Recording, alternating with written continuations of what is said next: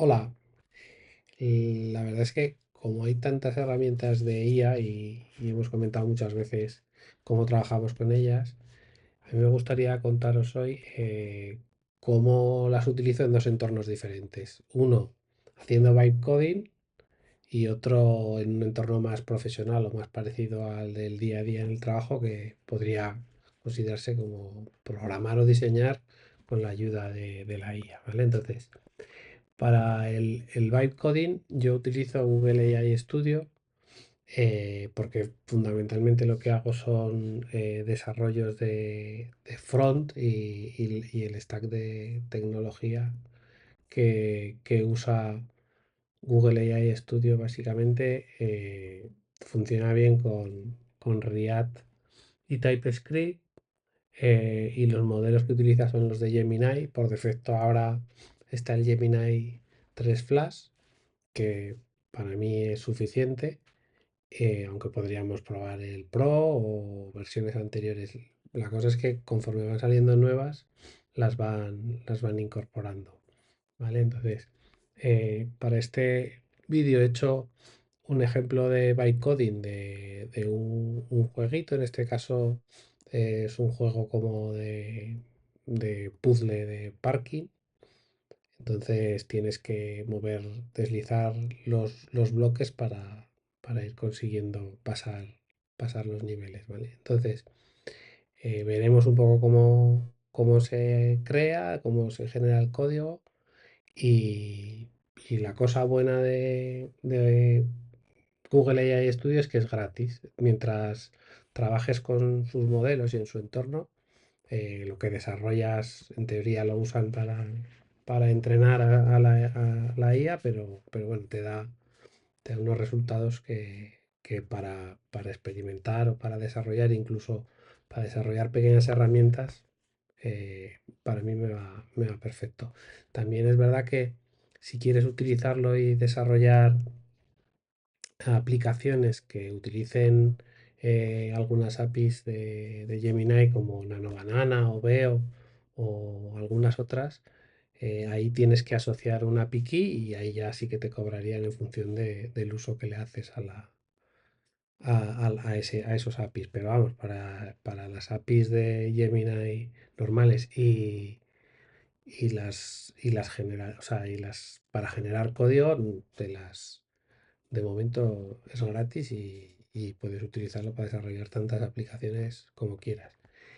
Y el otro entorno de programación, que es el de diseñar y programar con la ayuda de la IA, pues para eso lo que utilizo es, el editor de código que utilizo es Visual Studio Code y pues tengo contratado el GitHub Copilot, que el plan individual, si no eres empresa, son $10 al mes, o si eres una empresa, por cada seed te cobran $19, ¿no? Entonces, con eso tienes acceso a poder usar desde Copilot, que luego lo veremos a través del chat, los modelos de OpenAI, el 4.1 y alguno más, de forma ilimitada, y luego tienes acceso, puedes ir habilitando otros modelos y tienes al mes 300 créditos o 300 llamadas premium, que por ejemplo, si yo activo, que luego lo veremos, el Gemini Fast, multiplica por 0,33, o si activas el Cloudopus, multiplica por 3, es decir, cada llamada que haces te cuenta 3 de esas 300 o 0,3 de esas 300 y luego si te pasas de ese límite, pues pagas a 4 céntimos de dólar la llamada premium, ¿no? que hagas.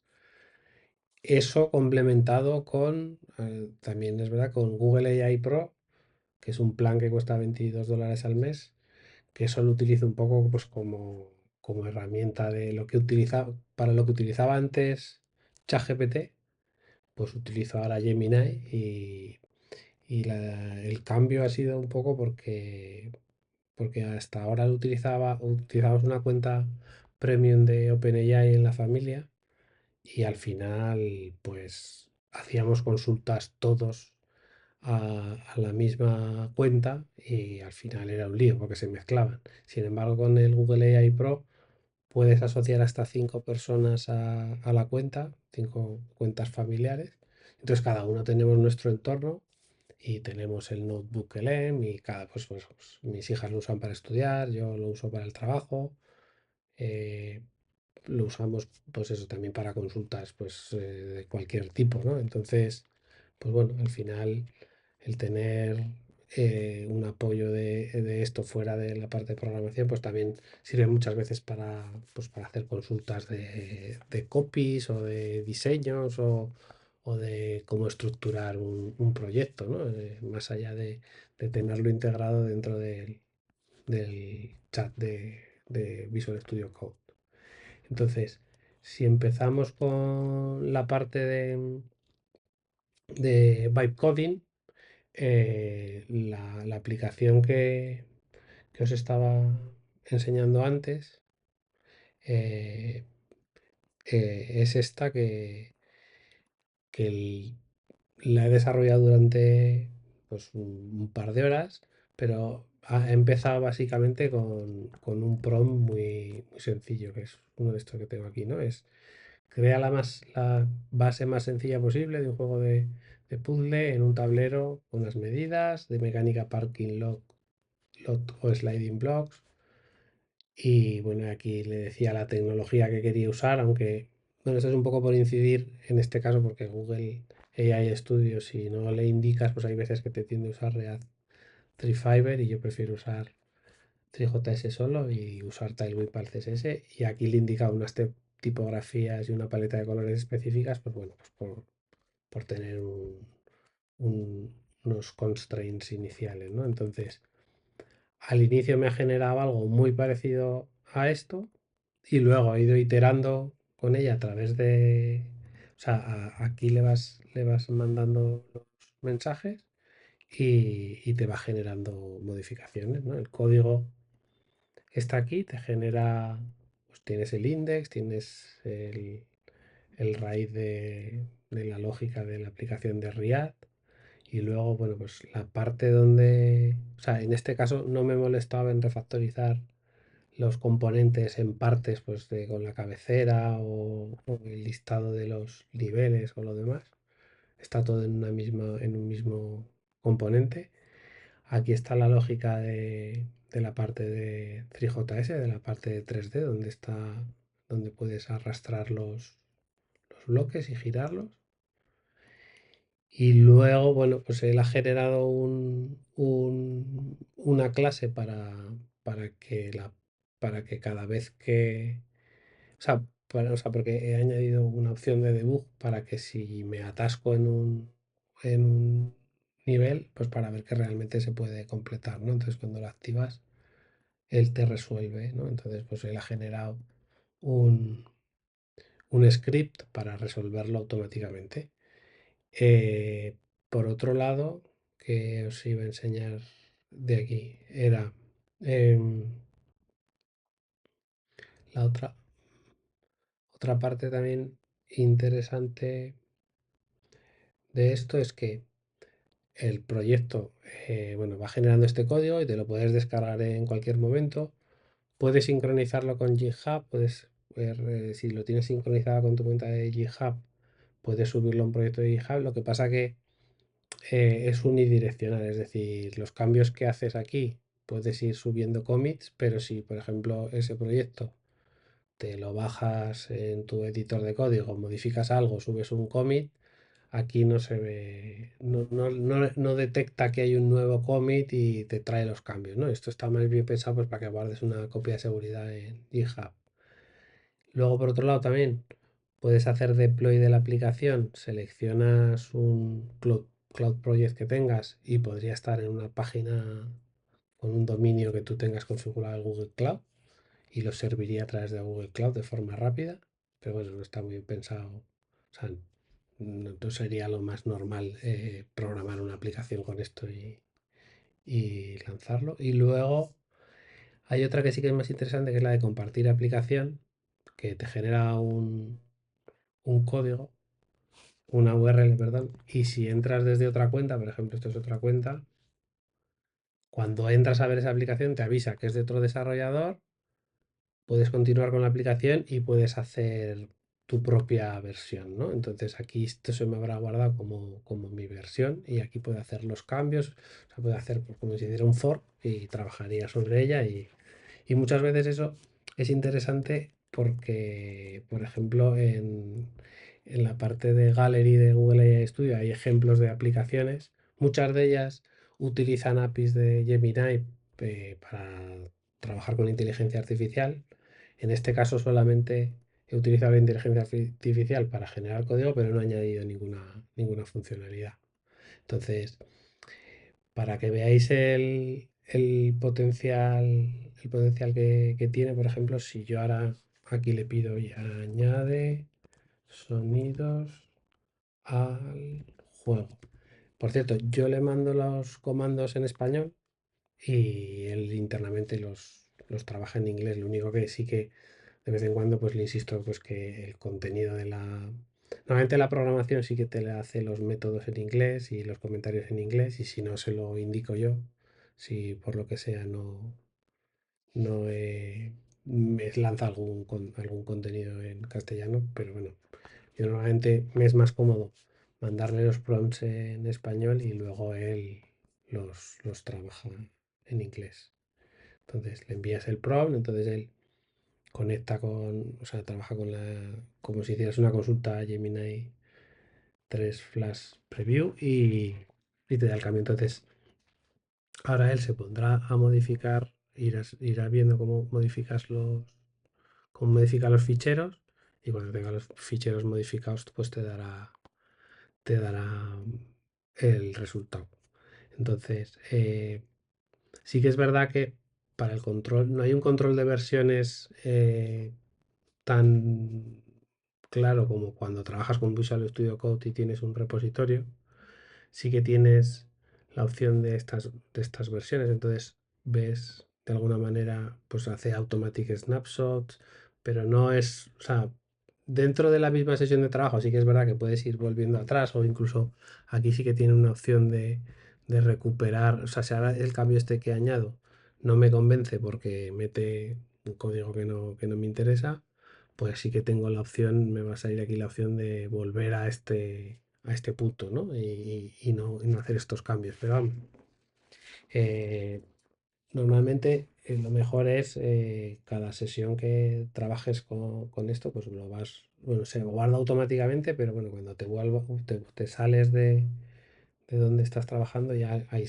la próxima vez que entras empiezas desde allí, ¿no? Entonces, bueno, aquí ya vemos que va a crear una nueva, o sea, tiene la capacidad de crear nuevos ficheros, crea un nuevo fichero que es Sound Manager, que ya lo ha creado y va a trabajar, me imagino, con el Web Audio API. No sé cómo generará los sonidos. Bueno, aquí el audio context. Lo único que a ver si se oye. Vale, entonces una vez que lo ha finalizado, vemos que emite sonidos, ¿no?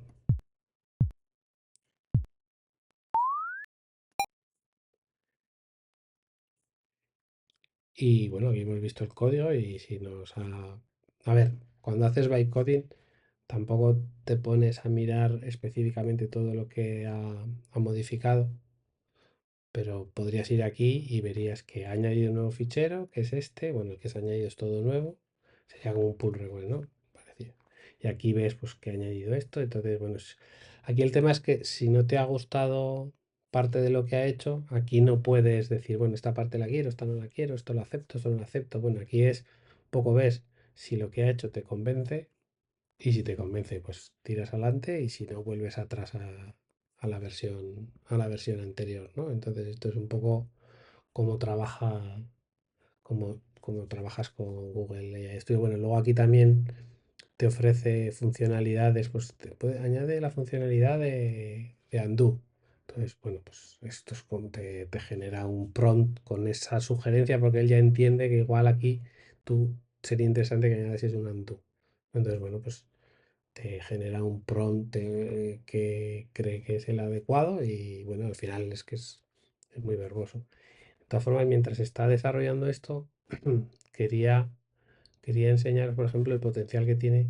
Por ejemplo, tengo aquí un prompt, ¿vale? Entonces, el prompt este lo que dice a grandes rasgos es actúa como un director creativo y un cliente corporativo y eres invéntate una empresa con un género, o sea, y vas a pedir un minijuego 3D y tu empresa va a tener el nombre que te inventes, los colores que te inventes, las tipografías que quieras, ¿no? Entonces, si por ejemplo esto se lo pedimos a Gemini y nos da un prompt de decir, vale, pues quiero que crees un minijuego para esta empresa Dynamics. El concepto es un Based Precision Runner. Control. Entonces, tú ahora copias esto. Bueno, aquí sea, es muy específico. Tú copias esto, se lo pasas aquí al build, donde en la home, bueno, ¿dónde está aquí? El build, ¿vale? Le describes la idea. Aquí puedes añadir, bueno, aquí puedes añadir ficheros, pues si tienes imágenes de referencia, lo que quieras, ¿no? Entonces, trabajamos con lo que viene por defecto. Entonces, si recordamos lo que nos ha generado aquí, pues quiere un juego que sea como un runner con playa, el jugador controla la velocidad del proyectil y todo eso. Entonces, tú se lo das a construir y él te va a generar un proyecto basado en el feedback, ¿no? Entonces, bueno, aquí en este caso lo del undo. Pues yo, por ejemplo, hago así, ahora tengo un undo, que ahora, por ejemplo, mira, pues no funciona. Entonces le podemos, o sea, aquí nos lo he añadido, añade voy a reiniciarlo, por si acaso. Si yo hago así, le doy undo, no funciona. Pues le puedo decir, pues el undo no está funcionando. Revisa, revísalo. A veces funciona, a veces no. Y si no nos interesa, lo que decía, podríamos volver al restore de aquí, ¿no? Vamos a dejarlo aquí. Entonces aquí, cuando nos genera este primer proyecto, que yo normalmente cuando hago bytecoding de un proyecto intento que el primer commit no, el primer prompt no sea tan específico, sino que, bueno, pues sea, créame la base de un proyecto, o sea, ir poco a poco, como lo desarrollarías en un proyecto real, porque si no al principio te añade un montón de código, igual no es hacia dónde quieres ir, pero bueno, esto es un poco para que veáis el potencial, ¿no? Entonces, bueno, luego también, mientras te lo está generando la primera vez, aquí te genera unas sugerencias que ya están basadas en, en la idea que se ha generado antes, ¿vale? Y luego aquí, si esto ha querido arreglarlo, pues está aquí pensando. Tenemos a las dos cosas pensando aquí, ¿vale? Aquí lo ha generado, ¿lo ves? Tenemos ya lo ha generado con el nombre de la empresa inventada. Entonces, inicias la secuencia y aquí cuando pulsas, bueno, tampoco tengo muy claro. AutoCell,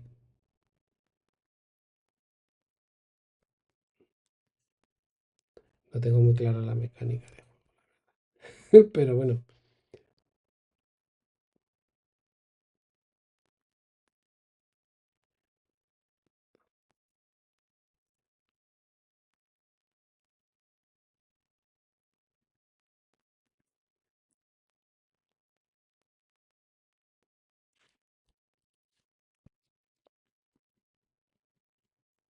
la verdad es que no sé qué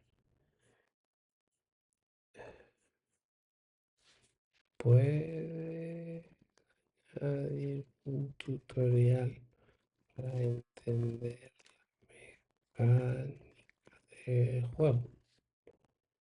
Ya lo dejamos ahí pensando. en este caso, vale, se ha pegado. Parece que no ha hecho ningún cambio en este caso, porque ahora yo creo que si volvemos a hacer así, sigue sin funcionar. Entonces, bueno, pues en este caso pues podríamos venir aquí y decir, bueno, restaura esta versión que no tiene el undo porque no nos ha funcionado y seguiríamos desde esta.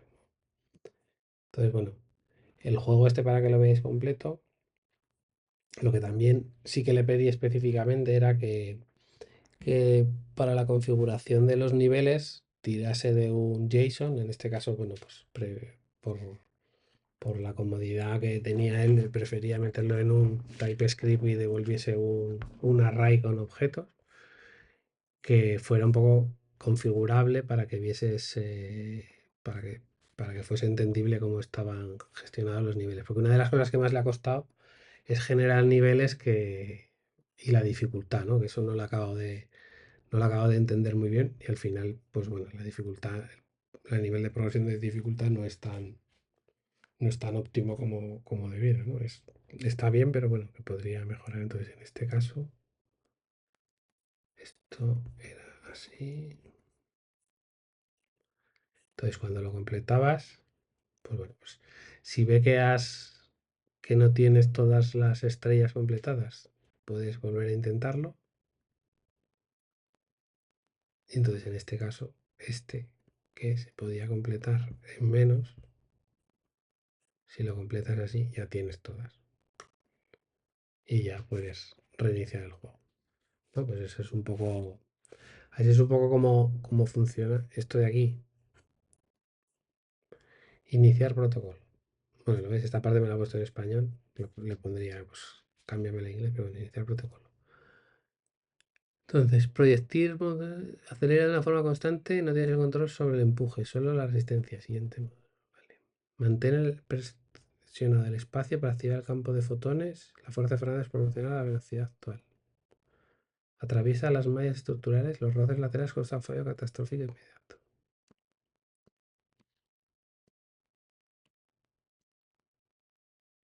Pues aquí no detecta las colisiones.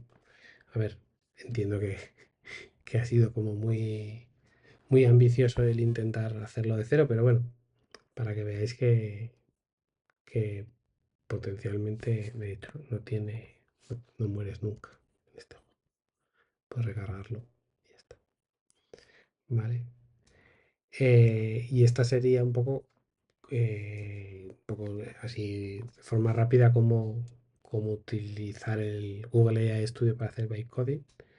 Y las posibilidades son, pues bueno, la imaginación que queréis echarle. O sea, luego sí que es verdad que se puede ir afinando poco a poco, ir cambiando las cosas, ir refactorizando para que no te lo meta todo en una clase y decirle, oye, pues esta clase divídemela en varias partes y demás, ¿no? Entonces, y luego, si pasamos ya a la parte de programación asistida por IA, eh, pues como os comentaba, estos eran los planes que había, el Google AI Pro, y bueno, entonces, en este caso, pues la idea era replicar el mismo juego, pero aplicándole un diseño que he desarrollado, es decir, pues me he inventado unas brand guidelines de una marca que se llama Vibe Games y la UI, pues decir, bueno, pues me gustaría que la UI fuera así, ¿no? Entonces, en este caso con Figma, pues la he diseñado exactamente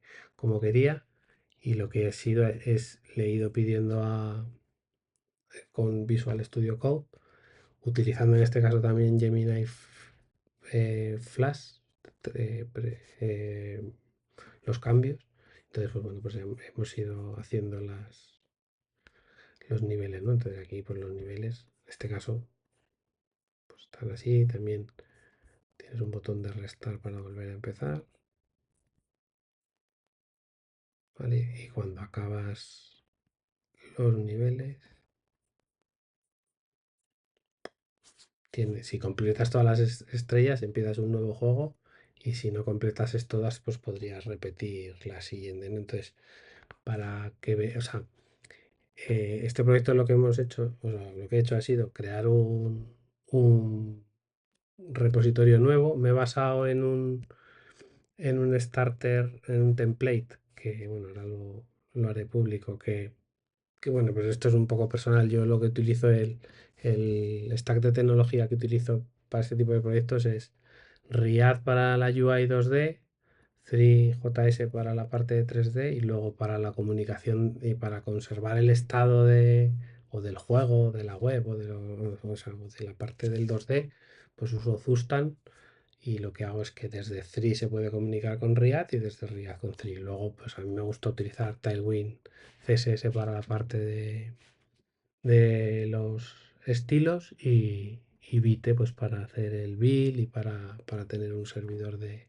desarrollo, ¿no? Entonces, ahora os enseño un poco cómo está el proyecto en Visual Studio Code, ¿vale? Entonces, bueno, este es el package.json que veis ahí, que tenía estos elementos y luego, pues bueno, en la carpeta del código, pues está pues lo mismo, donde se inicia la parte de React y aquí tiene como dos grandes áreas, la parte de Game Canvas, que es un componente que lo que instancia es el engine, que es el Game Engine, que aquí está metida toda la lógica de Three.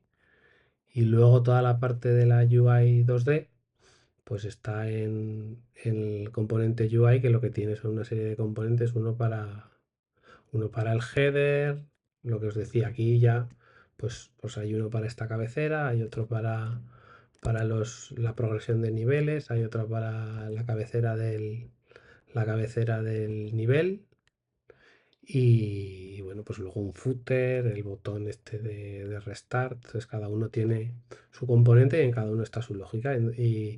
Y los datos están metidos en un array. Lo mismo, de hecho, los he copiado y pegado del array que ha generado en Google Studio para empezar un poco más con esto ya un poco solucionado, la parte de la lógica de los 5 niveles.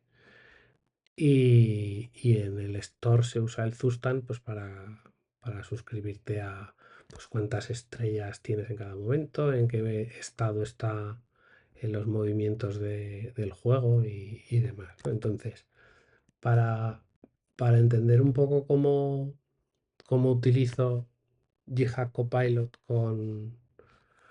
para programar este tipo de cosas. En este caso, sí que es verdad que el inicio de este proyecto ha sido un prompt parecido al que hemos utilizado para hacer bytecoding. Lo único que aquí ya le he explicado pues que tenía pues cada nivel tenía 5 estrellas, de 1 a 5 estrellas en función de los movimientos. Ya lo tenía un poco más claro lo que quería. Y luego, sobre todo, lo más interesante es que le he ido, le he pasado un pantallazo de la UI que yo deseaba y él no la generaba a la primera, pero se ha acercado bastante y luego lo único que tenía que hacer es ir ajustando, ¿no? Entonces, eh, por ejemplo, o sea, por ejemplo, a ver qué ejemplos os puedo poner. O sea, por ejemplo, bueno, para que veáis, perdón. Para utilizar el GitHub Copilot dentro de Visual Studio Code, pues te instalas una extensión y si tienes la cuenta de GitHub asociada, pues ya funciona. Y luego los modelos que puedes utilizar, como os comentaba, hay unos que son ilimitados, que son el GPT 4.1, el 4o y este Growth Code Fast 1, que no lo he probado nunca, pero bueno, que también está incluido.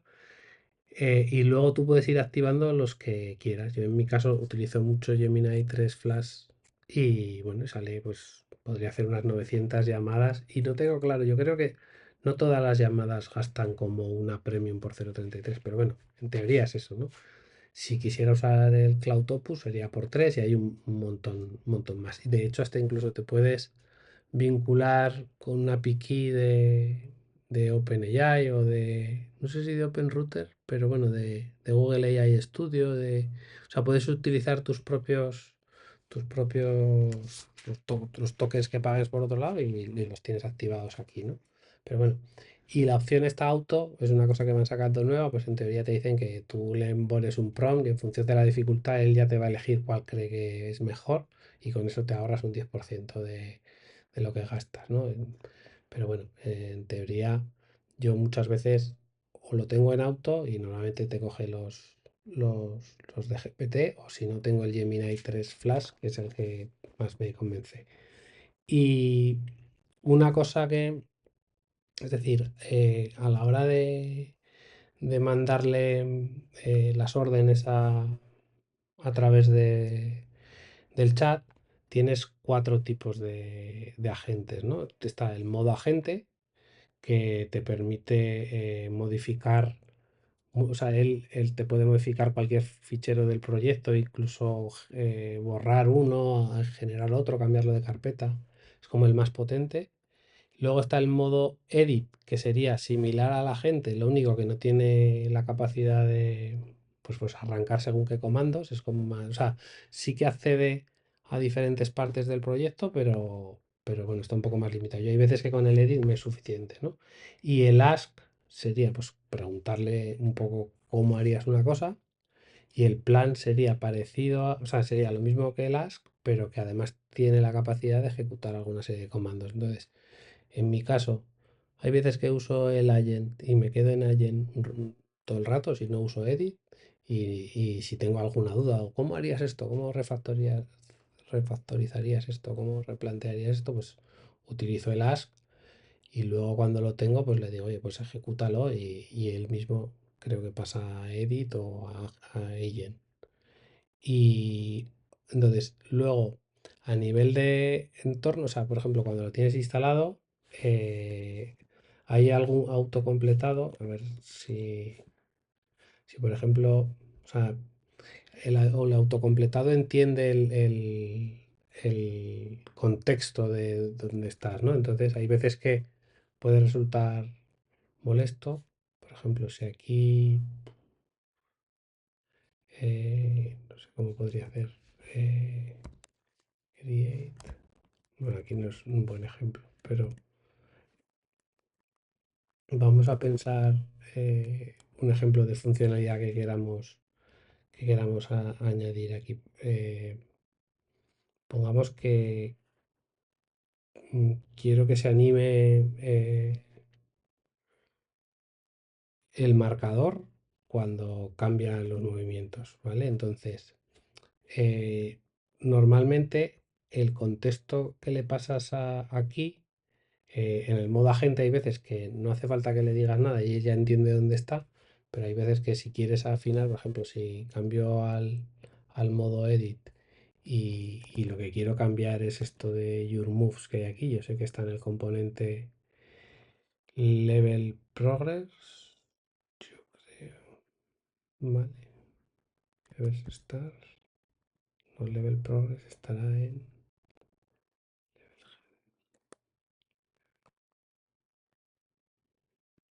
vale, está aquí en este de aquí, ¿no? Entonces tú le dices, eh, por ejemplo, le dices, anima los contadores, bueno, anima el contador de YouMoves cuando cambie de valor. ¿Vale? Entonces, podrías pasarle de contexto todo el fichero y él te diría dónde es, o le puedes decir, bueno, simplemente lo que quieres que, que trabaje sobre esta parte. Entonces ya le pasas de contexto de la línea 12 a la 19 de, de este fichero, ¿no? Entonces él, pues bueno, pues ahora no sé si propondrá utilizar un CSS para animarlo o lo que sea. Entonces, él también, si va a necesitar modificar la clase index CSS o si va a necesitar que algo, te lo va a pedir bueno, te lo va a cambiar directamente, ¿no? Entonces, vale. Entonces, bueno, pues en este caso ha metido un motion div y he empezado a utilizar Framer Motion. Entonces, pues bueno, esto es una cosa que no quiero que utilice. Entonces le digo, no, no, bueno, yo creo que no hace falta ni aceptarlo, yo no quiero usar librerías de terceros. Intenta hacerlo con CSS. Vale, entonces, bueno, yo entiendo. Podríamos haberlo denegado, pero yo creo que así entenderá que no quiere este cambio y me dará otro.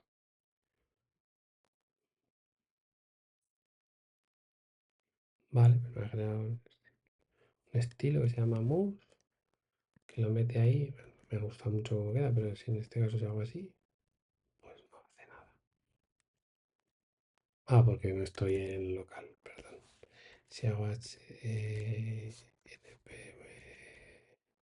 creo que me falta hacer el install porque lo había npm.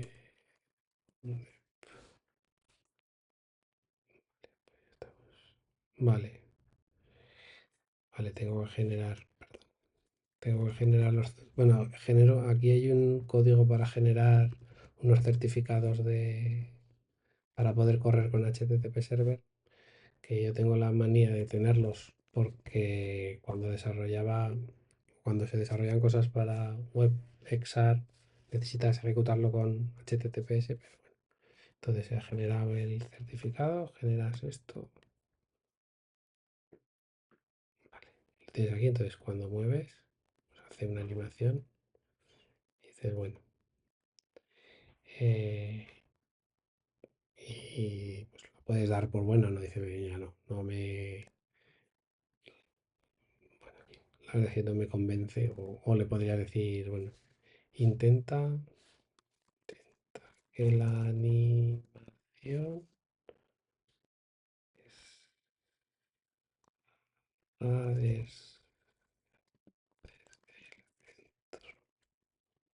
bueno, o bueno, animación que de abajo a arriba por una más. Si fuese un reloj 80, no sé, por ejemplo. Vale, entonces, bueno, el funcionamiento de este ya lo he enseñado. Eso sería. Luego también explicaros que, bueno, aquí si tuviésemos que atacar a. Vamos a ver cómo quedó. Bueno, podríamos.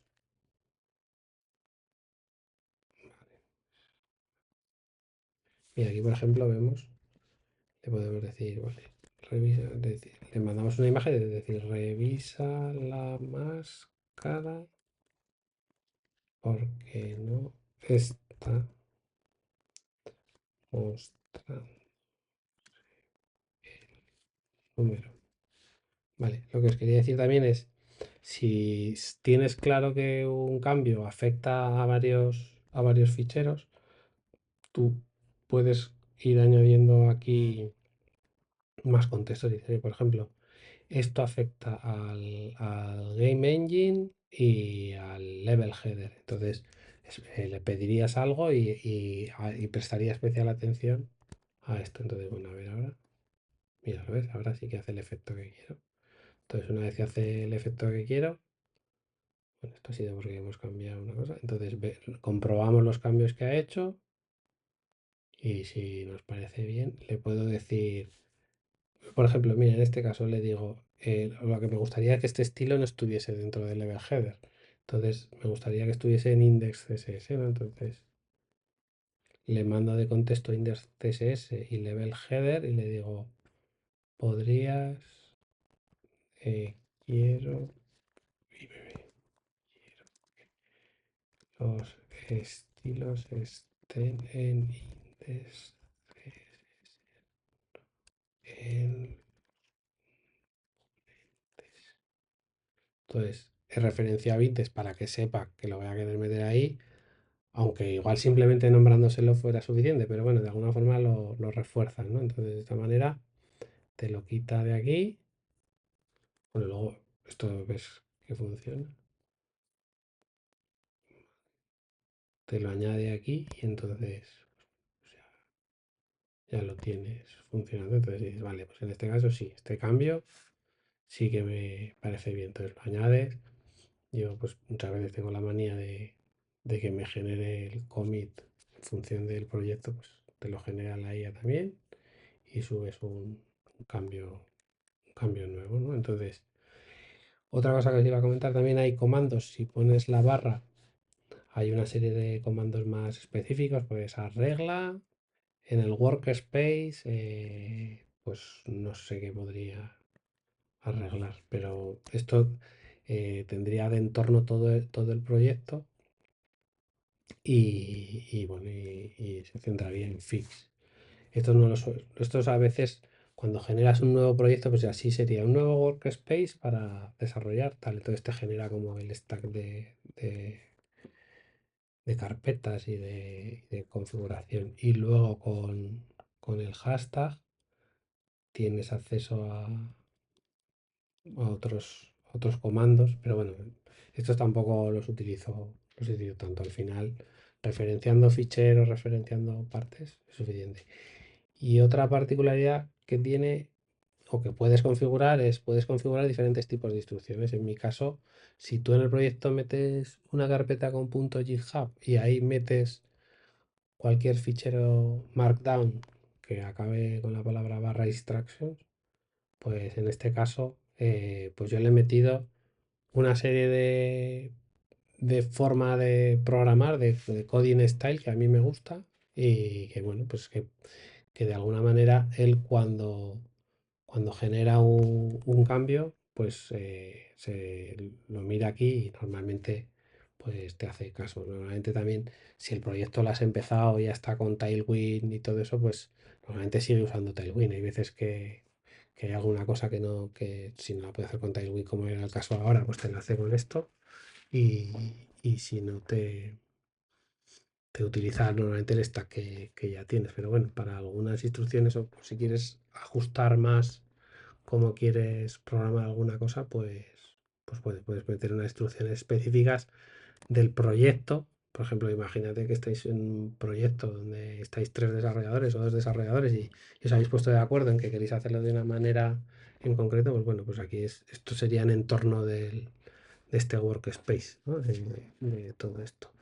Y bueno, no sé, esto es un poco lo que os quería enseñar. Luego os dejaré los links al proyecto este que está, bueno, el GitHub estará público, el GitHub Pages para que veáis cómo funciona y lo mismo con el de Google Studios. Pasaré la URL y podréis ver cómo está hecho, podréis trastearlo y eso es un poco los dos tipos de entornos de programación que utilizan. Quizás no os he enseñado muy bien todo el potencial que puede tener Google AI, Google Studio, no, perdón, el Visual Studio Code con GitHub Copilot, pero bueno, en el fondo es hacerlo de una forma más ordenada, es decir, puedes utilizarlo para refactorizar alguna parte, por ejemplo, el Game Engine, ¿no? Tenemos toda la lógica aquí, le puedo decir, eh, separa en clases las... bueno, los bloques separa en una clase diferente los bloques. Entonces, en el modo edit, el modo sí, es muy parecido al modo agent, ¿no? Pero el agent igual si lanzase un error, igual te lanzaba el proyecto y veía a ver dónde estaba el error. Si no, si te hace algún cambio y te hace algún error, pues lo copias del terminal y ves lo que pasa. Pero en este caso, vale, block, crea la clase block. Entonces, crea la clase block, ¿vale? Que la generaba aquí y refactoriza la clase Game Engine, ¿vale? Entonces, bueno, pues ahora en lugar de tener tanto código en la clase Game Engine, pues tendremos parte en block. Comprobamos a ver si funciona. Parece que sí, no hay ningún fallo. Vemos el código lo que ha hecho. Vemos que bueno, pues ahora ha añadido un import, ha quitado toda la lógica que utilizábamos aquí para los bloques. La ha sacado de aquí y la ha metido aquí. Pues bueno, eh, la damos por buena y la subimos. Eh, mm, no sé si ese era muy rizar el rizo, pero o sea, para ver el potencial que pueda tener, por ejemplo, podríamos decirle que generase, que los bloques en lugar de ser eh, objetos 3D cada uno puedan ser instancias. Puedes convertir los bloques en instance mes con la propiedad de algo eh, codificable, no sé cómo explicarlo. Bueno, aquí esto está pensando. Entonces, bueno, vamos a esperar que esto lo haga. Pero bueno, yo entiendo que esto sí que habrá.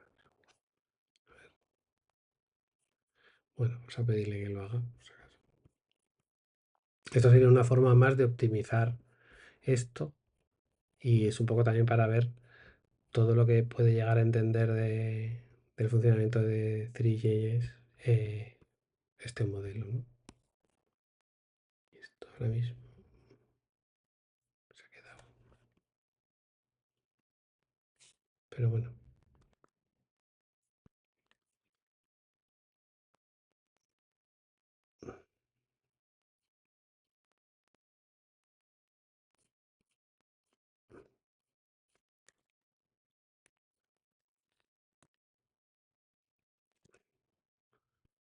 aquí ahora vemos que,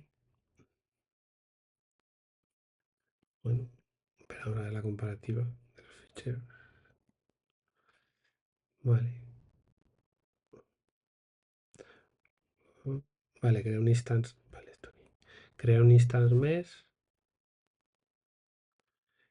y le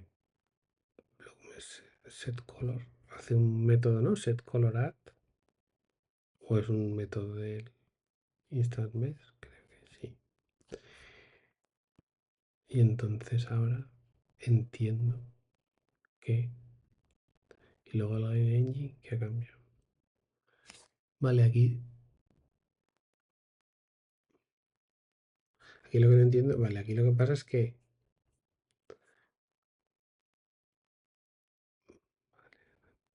Vale, pues claro, tiene que cambiar la lógica del Raycaster para interpretar